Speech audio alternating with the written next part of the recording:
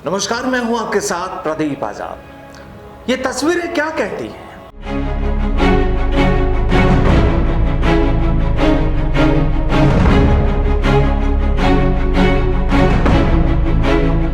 सचिन पायलट के समर्थकों की भारी तादाद वाली ये तस्वीरें अब ये सीधा बयान कर रही है कि अब सचिन पायलट ने सूबे की पूर्व मुख्यमंत्री वसुंधरा राजे के साथ ही अशोक गहलोत और उनके करीबी शांति धारीवाल को अपनी ताकत का इजहार करा दिया है।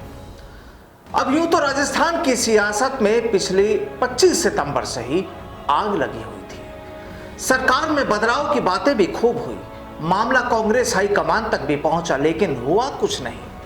अब यूं तो राहुल गांधी भी सचिन पायलट को लेकर कह चुके हैं कि धैर्य रखना कोई उनसे सीखे, लेकिन कहा जाता है कि हर किसी चीज का कोई वक्त होता है।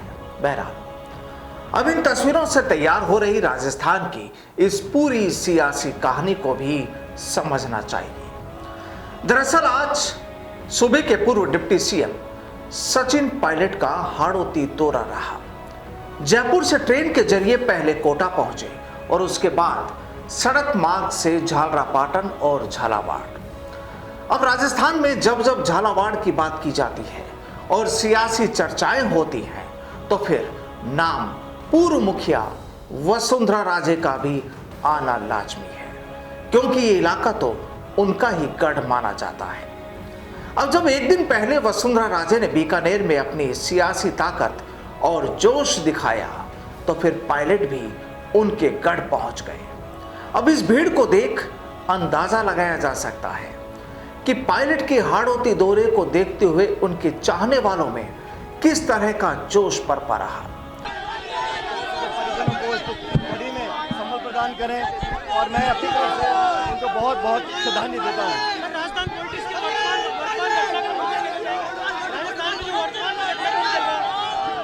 हम सब जो सत्ता में आए हैं कार्यकर्ताओं की ताकत की वजह से आए हैं, और जब मैं प्रदेश का अध्यक्ष था तब राजस्थान संघर्ष किया था।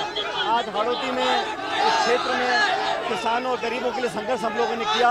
हम सबका सामूहिक दायित्व है कि जो हमारे वर्कर हैं, जो आम जनता है, जो किसान है, नौजवान हैं, उनकी उम्मीदों पर खरा उतरें। उस दिशा में हम मिलकर काम कर रहे हैं। हम सबका ध्येय है 2023 में चुनाव हो, उससे पुनः कांग्रेस की सरकार बने। दरअसल यहाँ केवल वसुंधरा राजे को ही नहीं, लगता तो ये भी है कि मंत्री शांति धारीवाल को भी पायलट ये बताने में पीछे नहीं रहे कि कोटा केवल उनका ही नहीं बल्कि यहाँ उनके चाहने वालों की भी कमी नहीं है। दरअसल जब भी सियासत करने वाले किसी भी व्यक्ति का कोई दौरा होता है या फिर उसका कोई प्रोग्राम, उसे सियासी चश्मे से ही देखा जाता है, और यहाँ भी सूबे के राजनीतिक जानकार उसी चश्मे से पायलट के इस दौरे को देख रहे हैं। दरअसल पायलट का यह दौरा इसलिए भी अहम माना जा रहा है कि राजस्थान में पिछले करीब 15 दिन से जो सियासी जंग चल रही है उसका नतीजा अभी तक नहीं आया है। अब हालांकि सूबे के मुखिया अशोक गहलोत ये कहते जरूर हैं कि कांग्रेस हाईकमान कमजोर नहीं है, लेकिन पायलट समर्थक नेताओं के आरोप हैं कि वाकई कांग्रेस आलाकमान की कमजोरियों की वजह से राजस्थान की इस सियासी जंग का अभी तक कोई नतीजा नहीं आ पाया है, क्योंकि यहां पायलट समर्थक नेताओं की सोच रही थी कि अब राजस्थान में बदलाव की बयार बहेगी, लेकिन खेमेबाजी में बटी कांग्रेस के कुछ नेताओं ने तो ये भी कह दिया, और वो कहते भी हैं कि बदलाव की बयार तो क्या, कोई सुरसुराहट भी नहीं है और ना ही ऐसा कुछ होने वाला है। अब पायलट के सियासी दौरे के मायने क्या हैं राजनीतिक रूप से अगर देखा जाए तो वो ये कि यहां पायलट ने सीधे सीधे अशोक गहलोत को भी ये बताने की कोशिश की है कि वो अभी कमजोर नहीं पड़े हैं।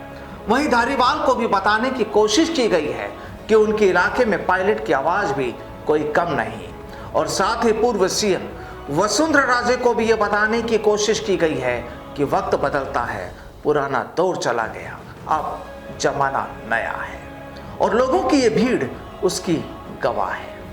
आपको बता दें कि पायलट का ये दौरा सियासी रूप से काफी अहम माना जा रहा है, और सियासी हलकों में इस दौरे के अब कई मायने निकाले जा रहे हैं।